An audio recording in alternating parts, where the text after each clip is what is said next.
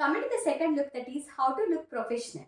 Okay, so in order to look professional, you have to minimalize your accessories part. That is the first thing. Number two, you have to carry the relevant accessories. Number three, you have to minimalize your makeup, and also you need to carry footwear professional.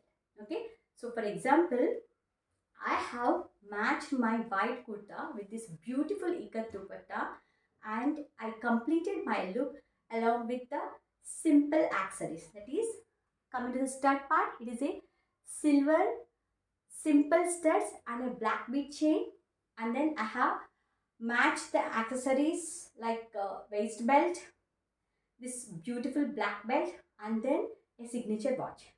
And I have also considered my shoes part in this look. So you have to carry their minimal accessories part and also footwear according to the professional things.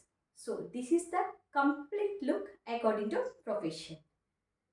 How the things are going on from your end?